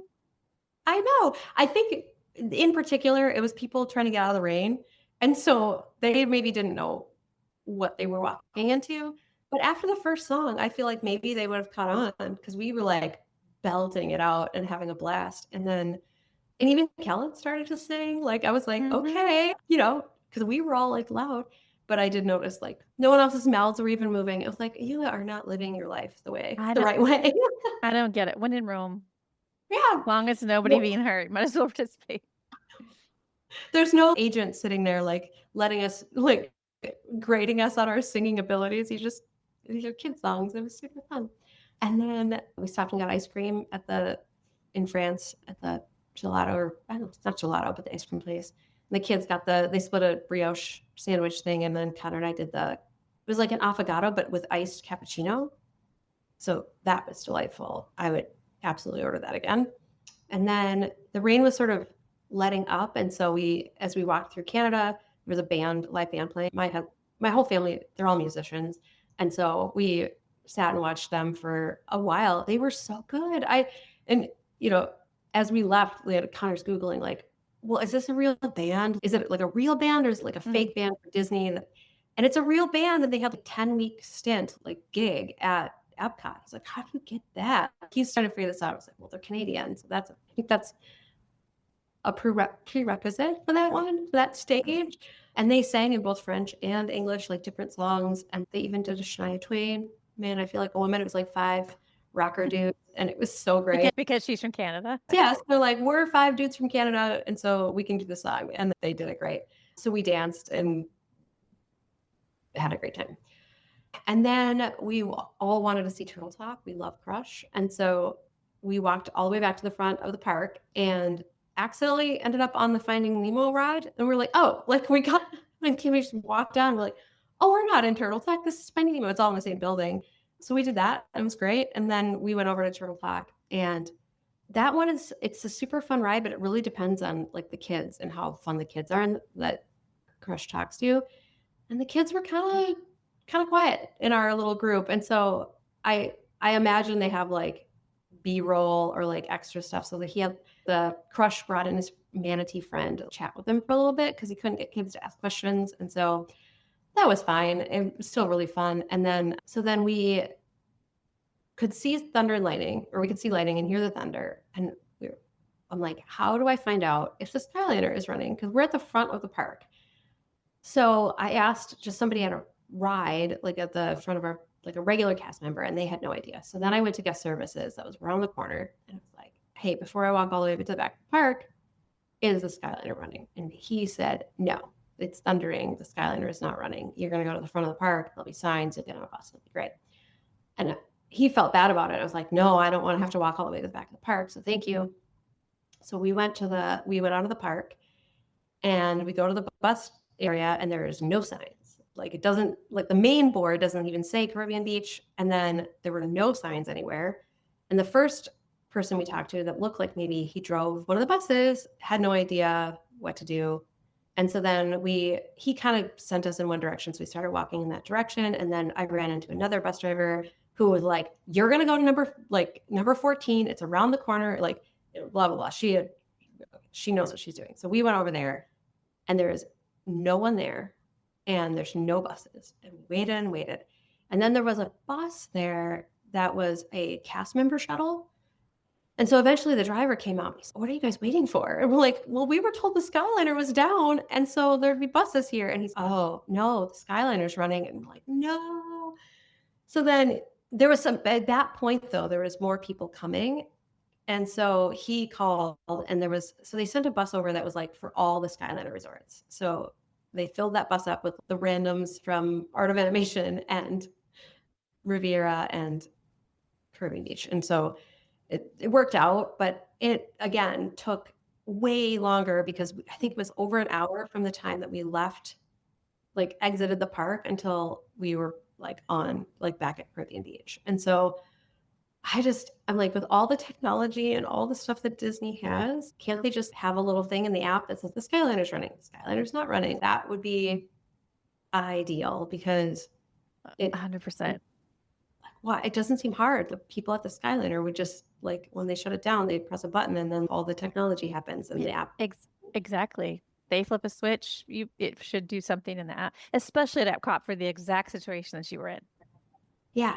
And we had, 2 older kids with long legs they could have done the walk if we had to. And even if we had gone all the way back there and had to go all the way to the front, it would have been annoying. But I think about the little kids with parents with strollers and pushing people around, or people with mobility issues, and the fact that the guest services team member gave us the wrong information,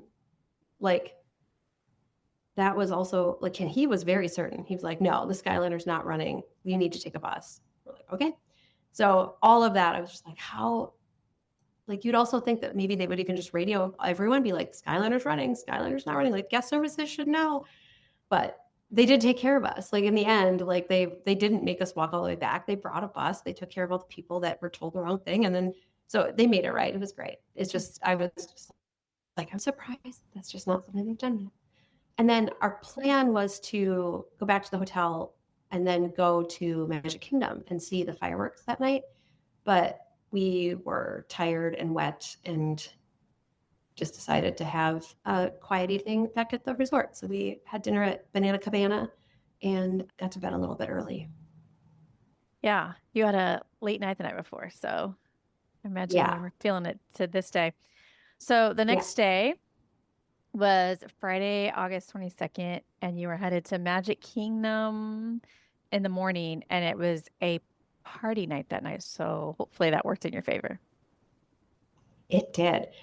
So I once again told my family we didn't have to rope drop, but I didn't want to get there super late because we did have lightning lanes, and we didn't have the multi-pass that day, and I wanted to start rebooking things, especially because I was surprised at how quickly the parks didn't seem that crazy busy. I mean, there's tons of people because it's Disney, but how quickly those lightning lanes filled up for the day. I was like, we've got to get there and start doing that if we're going to get more.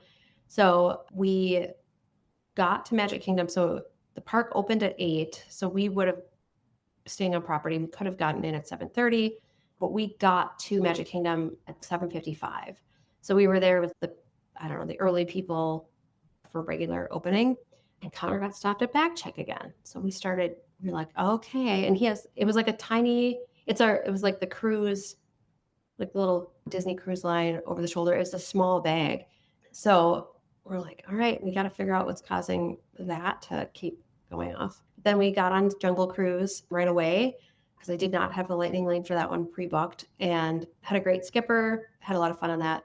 Connor was like, do they change that? I feel like it was like totally different like scenes. And I was like, no, sweetie, 50 years of the same scenes, minus a few updates for good reasons, but no, it's the same ride. It was funny that he thought it was different. And then we had an 8:30 lightning lane for Pirates, but while I was on Jungle Cruise, it switched to an anytime pass. So we walked over there and it was down. And we're like, oh, weird.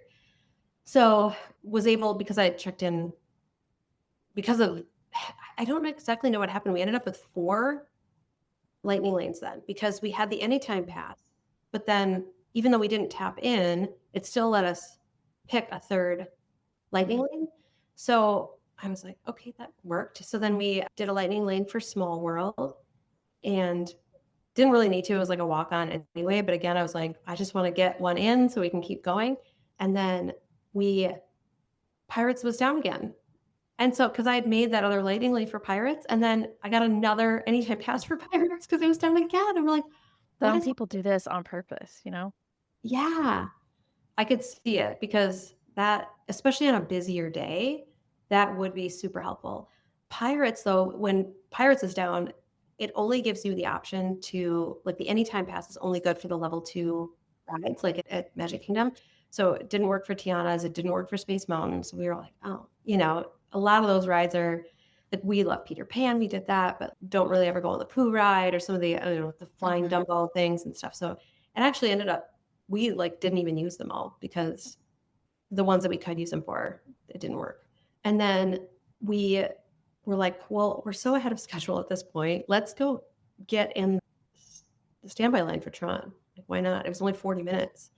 So it was probably exactly 40 minutes. Like, we were off. We got in at 9 a.m. We got in line at 9 a.m. and we were off the ride at 9:50. So that feels like it was accurate. The other rides, it felt like they were inflated a little bit. So then we grabbed some more coffee, and then we pre-ordered our lunch at that moment, because I could tell that mobile ordering might be I was looking at the times and it was like not letting you do it right away. So I like scheduled it ahead of time. And then we did our lightning lane for Space Mountain. And again, Adelaide got off that ride and she said she felt a little woozy, but then was like immediately better, because it, like, that just being in the dark was hard, but it was all going forward and up and down. So she doesn't really affect her. But then it started raining. So we hopped on the people mover and did that, because we were waiting for our actual lightning lane for Tron, which was at 11:15.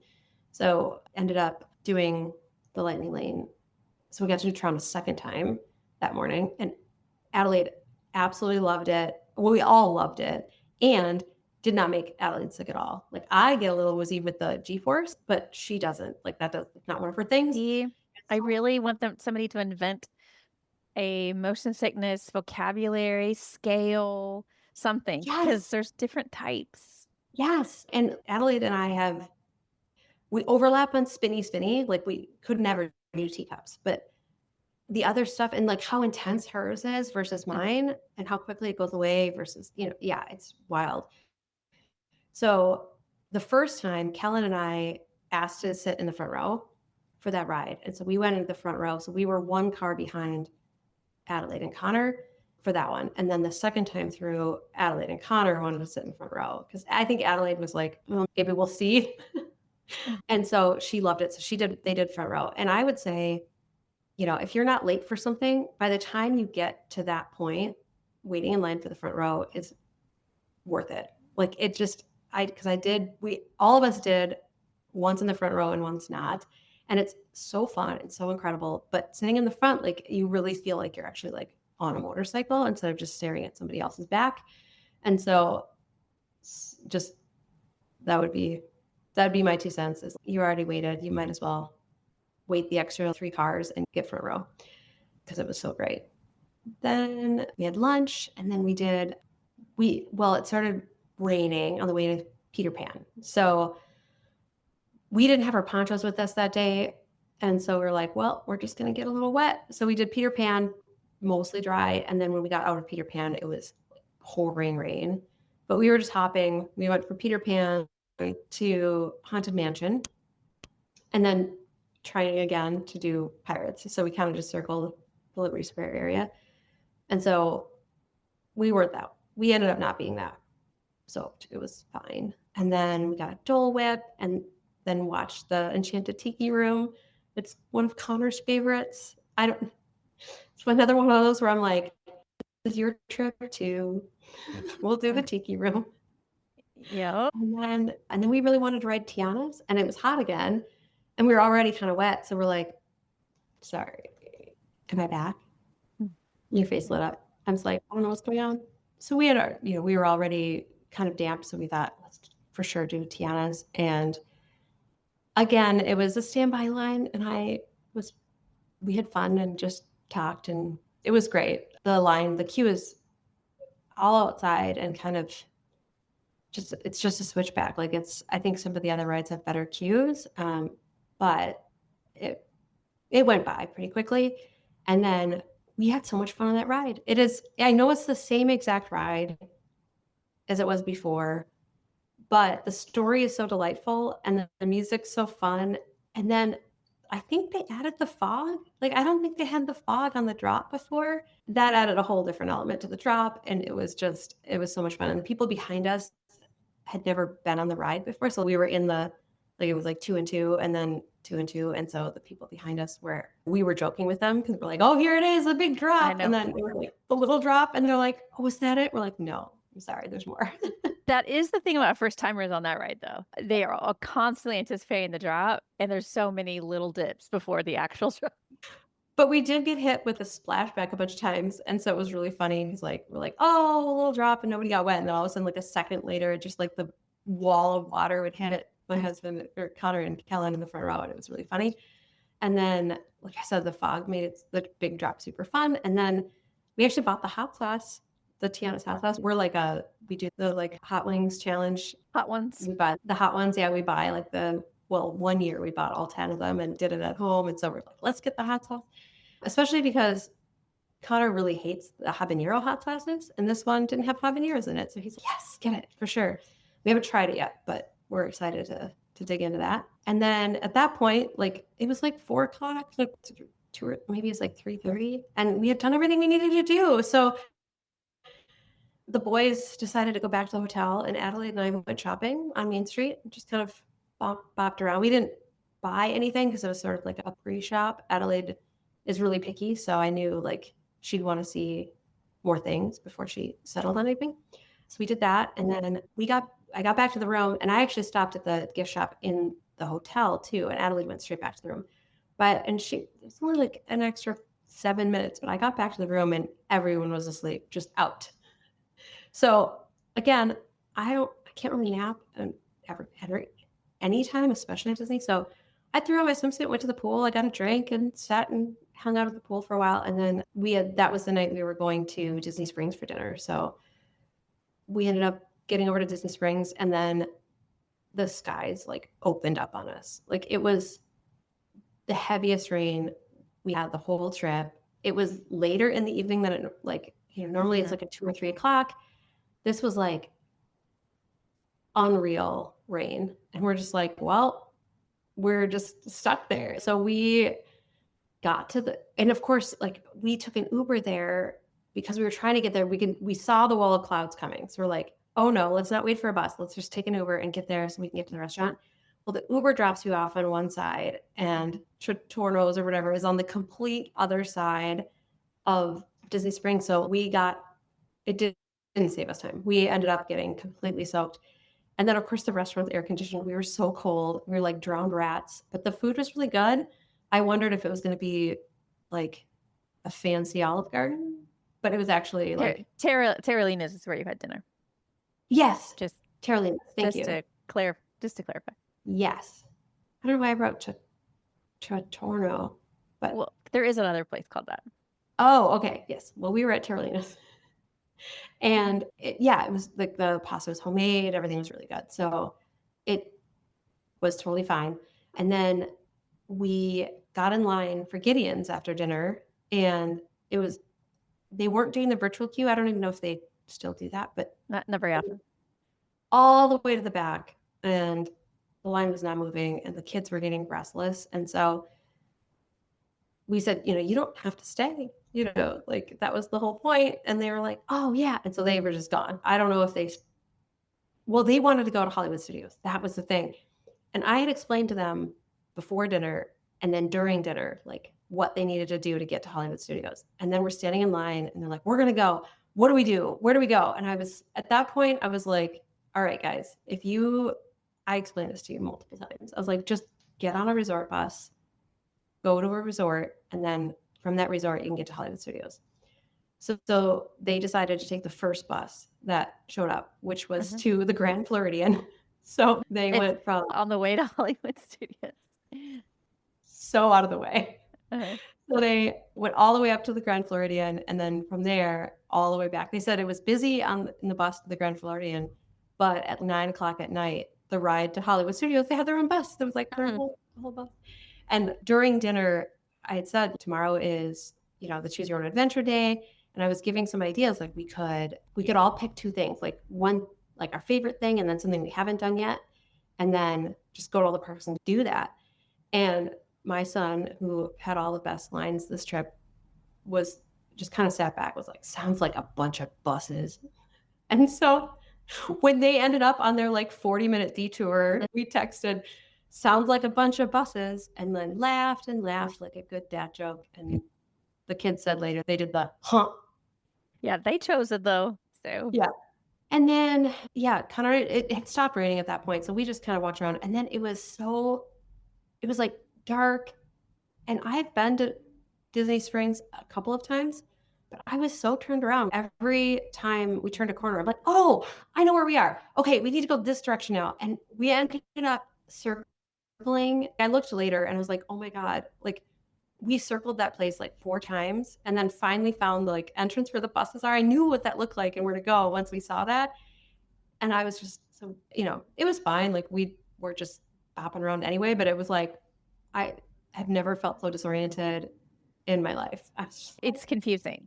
Like it doesn't have a layout. The middle part doesn't have a layout that makes sense. Right. And then there's the different islands. And then some of the buildings you can see from 2 different angles and they look so similar from both of the angles. I'm like, oh, I think I'm on this street looking this direction, but I was actually on a different street looking. Anyway, so the kids ended up, I asked them to recount their story so I could tell the story. They ended up, I had part of the thing with the lightning lanes is I had booked 2 lightning lanes at Hollywood Studios, and they got there, raced to Tower of Terror because I had never told them that they get extra time after. I didn't want me to do that. And so they were like about to get in the standby line, and thank goodness they were like, well, let's just check. Because I had done that at Tiana's when we had those anytime. I was like, well, maybe it'll just turn green. Like it says it won't, but maybe it will. It didn't. But they knew that they could do that. So they just walked up and it turned green. So they were like, great. So they rode Tower of Terror, and then the park was closed when they got out. So they didn't get to do Toy Story Mania again. So that all of that to ride Tower of Terror one more time, but they said it was totally worth it. And it was really fun for them because they got to go explore Disney World. And then they just had a quick Skyliner ride home then. Exactly. Because I guess, Fantasmic starts, when the park closes. So even though the park was closed, the lines weren't crazy. They weren't that crazy. They did say they had to wait a really long line, but it could have been a lot worse. So they reminded them of that. And then, so that was the 22nd. That was that. Well, I'm excited to hear what the next day was because it was Saturday, August 23rd, and you call this your Choose Your Own Adventure Day. So what'd you do? This was kind of therapy for me because it was so hard.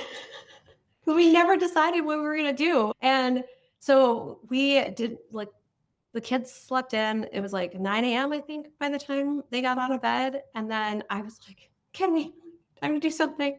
But again, I'm like, I know that a lot of that is just me. And I try really hard not to make other people miserable because I'm anxious.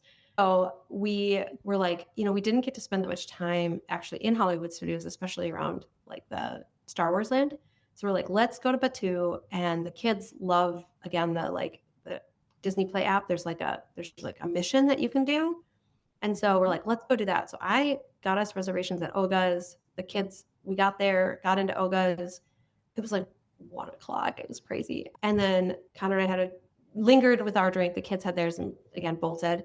And then we just watched around. We watched around Batu for a long time. I'm trying to remember if we did Rise of the Resistance then. I don't think we did. I think we decided not to. And then we did see it, like we were leaving Hollywood Studios and we saw another great giant cloud. We're like, let's get on the Skyliner before it closes. And I was like, at least at Hollywood Studios, like if the Skyliner's closed, you just keep walking and get to the buses. But when we got there, we were able to get on the Skyliner, even though it was raining. So it was fine. And then, let's see. Oh, I'm all backwards. So before we left Hollywood Studios, we did Slinky Dog again and also had lunch. Like the family had a Ronto roaster wrap, but the vegetarian wrap is a zucchini wrap. And I am allergic to zucchini. It's like a weird... Allergic? It's a weird allergy, and zucchini and melons. And yeah, it's unfortunate. It's hard to be a vegetarian when you're allergic to vegetables. So let me just write that quote down. And so we ended up, I mobile ordered from Docking Bay to get the falafel meal, and that was so good. So that was delightful. And then we left, and that's when the rain came, and then we left. But the rain was like off and on. So the boys stayed and watched the Indiana Jones show, which I was like, oh, that's so fun. That normally I'm the one that's, let's stay and do everything. And then I was like, I want to go back to the hotel because we had dinner reservations that night, the fancy dinner. And you were going to change your clothes this time. Change my clothes and look presentable, not like a drowned rat. So and the boys, they can take a 3-minute shower. So they stayed and did more stuff after the rain bopping in and out. And then Adelaide and I, by the time we got back to the hotel, the sun had peeked out again. So we went to the pool for a little bit. And I wrote this down. Pro tip: if you're going to pack a dress for the last night of your Disney trip, make sure it has stretch in it. All that ice cream is adding up. Oh, ice cream and drinks and food. We just, anytime, like I feel like I never was hungry. It was just like, oh, I have room to eat. I might as well. I mean, so the buttons on the front of that dress were working so hard. And so we met my cousin and her husband for dinner, and it was just delightful. I just love them. And it was so nice to get to spend some time with them. And the food at Citrus Post was so amazing. I ended up getting the fish again because the vegetarian options weren't. It's nice to be able to be flexible. I kept thinking, like, I hear how great Disney World is for vegans and vegetarians, and I would agree it is because there's always an option. At the same time, I'm like, I was glad that I felt comfortable with getting fish and stuff because sometimes the vegetarian options felt very limiting. They had one thing on the menu. So I did get the fish that night. It was really good. The family got this. There's like a sausage thing that they really loved. It's like homemade. I don't know if it's homemade, but like they make the sausages in house or something. So that was great. And then we ended up, my cousin has an annual pass. So we couldn't split the bill and both get the discount. So we put it all on our tab. And then she bought me a sweatshirt because I really needed to unbutton my dress. Like I just couldn't handle it anymore. I was like holding it together. And then we went back to Magic Kingdom. So they left because they were wearing dressy clothes. I mean, we were too, but they were just like, they can go to Magic Kingdom and see the fireworks whenever they want. So they went home, and then we went over to Magic Kingdom and saw the fireworks. And so we got in kind of late for it. Like Main Street was already completely packed, but I noticed that the little side street, the pass-through area was open. And I was like, hey, we're going to go over here. So we went along there, and they had taped off areas for people to stop and watch from that spot. It was somewhat of a blocked view, but there was nobody around us. It was so great because I'm a short human being. And so a lot of times at the fireworks, like people are so close to body that like you can't see anything right in front of you anyway. You can only see up in the sky. And here there was just like massive amounts of room. Like we were the only ones in our whole entire taped off square. And we could still see Tinkerbell fly and the whole thing. So then fireworks ended, and then we kept walking forward because we wanted to see the parade, and got in a spot kind of right in the hub. And we were the third row back, but the people in front of us were sitting. And I was like, I really hope they stay sitting because, you know, we had 30 minutes and they did. So we sat until the thing started and we stood up, but the people in front of us didn't. And so we had an incredible view of that parade. And my husband, the sound engineer, was completely obsessed with how well the sound transitioned. And he noted that all of the songs had the same beats per minute and they were all key. So it like could easily, like you never lost the beat between the floats and there was no key changes. So it was like it all melded together. So even though you might still hear a little bit of one float, you really don't, because like it's the same backbone. It's almost like a DJ mixing songs. Yeah. So that it flows. Yes. And the fact that the speakers behind you know which float is in front of you. And so they play it from all sides. So it's easier then for your brain, I guess, to disassociate with the float in front of you and focus on, or the like well in front of you, and focus on the one that's right in front of you. So that was, it was just, it's fun when Disney does stuff that makes my husband and kids like get all nerdy about something. Like they get so excited about it. That, wow, the amount of attention and detail that they must have done to get that music to just go exactly like that. I'm like, yes. We all have different angles we appreciate. So Yes. that's a fun one. Yeah. So that was great. And then we ended up getting ice cream after. So I was like, well, I mean, my dress doesn't fit already anyway. So who cares? It was our last night. So might as well keep busting those buttons. Yeah, but I had already unbuttoned them all under the sweatshirt, but it was a white sweatshirt. My husband was like, "Oh no, are you worried you're going to spill?"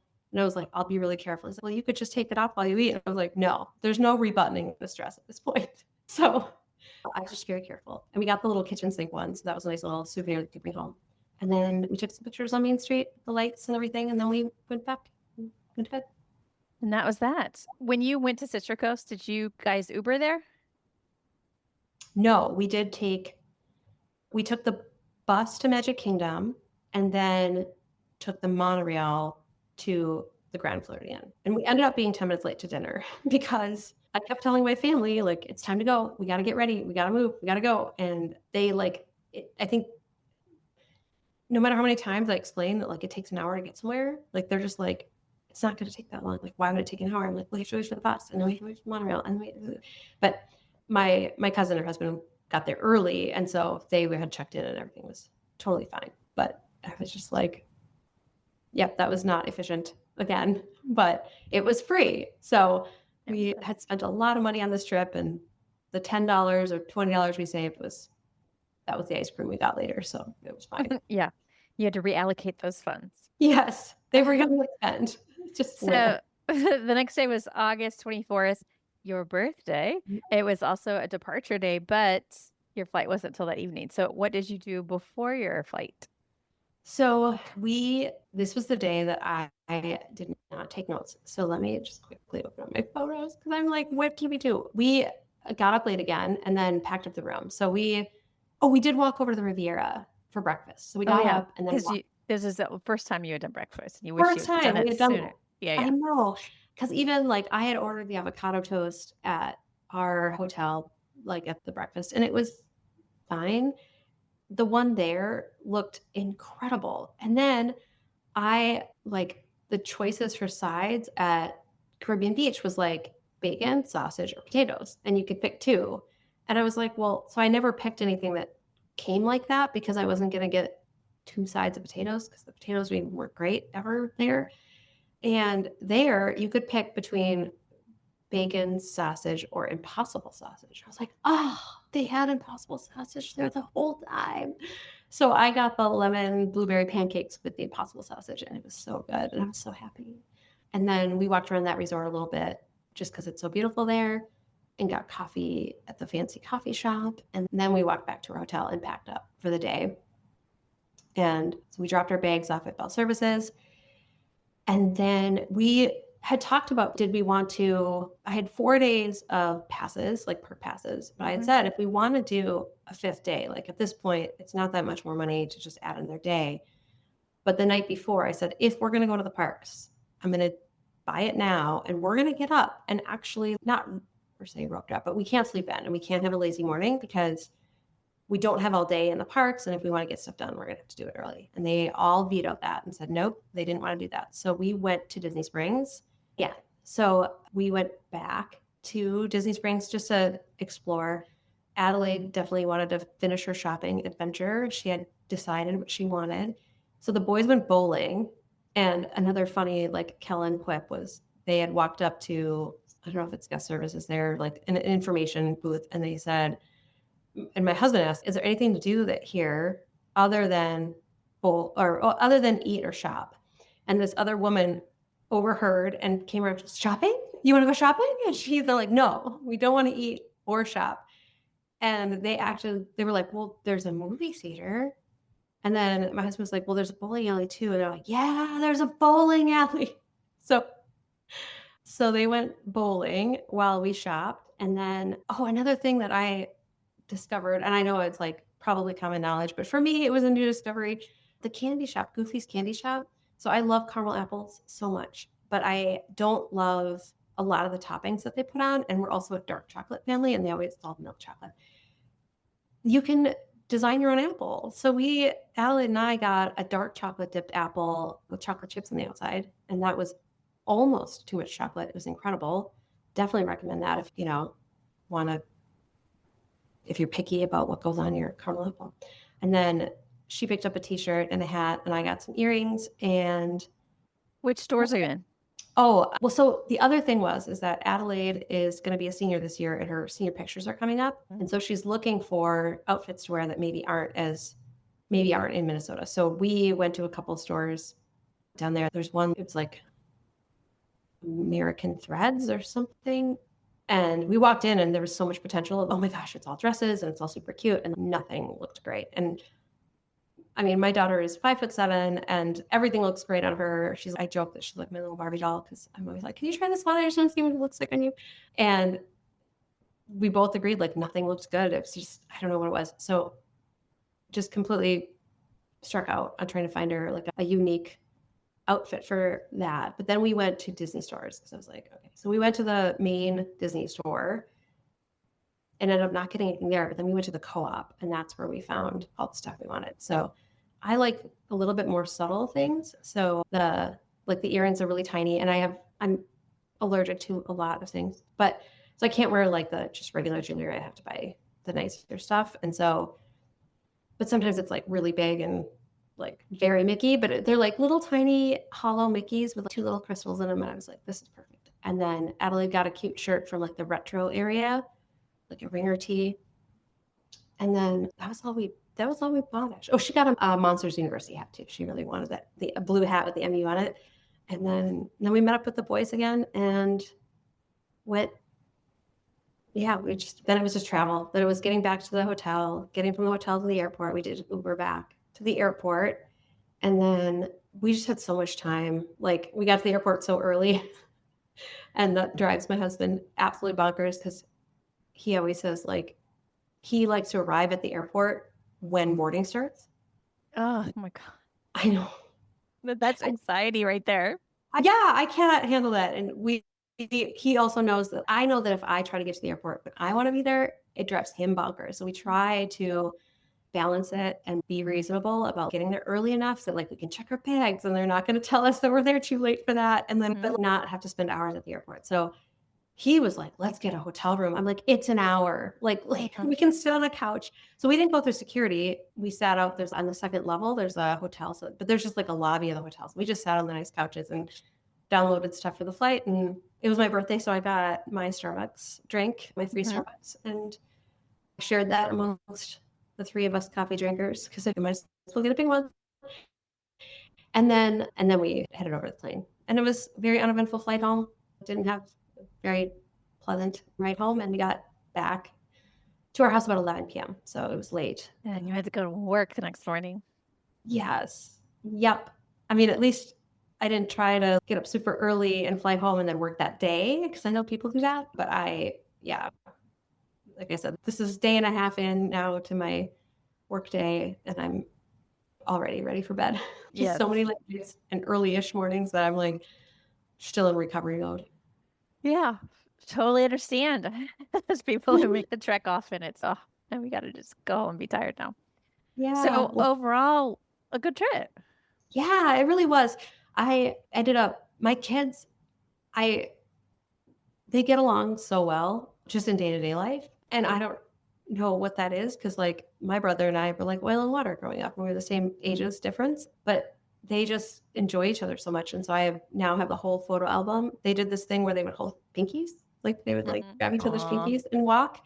And so I have all these pictures of the two of them. I'd walk behind them and take their picture, and like every park and everywhere we went of them doing that. And then I said to Connor at one point, and like, people probably think we have like our kid and their significant other with us, because they were so lovey. And I'm like, didn't matter. I mean, it's cute, but I'm like, I was like, what is happening? I've got like these teenagers who are just like, they just like each other so much. And so they've been so busy this summer that they really hadn't spent much time together. And so it was really lovely to see them have that time to just be together, and just the two of them, with us around, I guess. But yeah, it was great. And I know this senior year for my daughter is going to be just wild. She says yes to everything.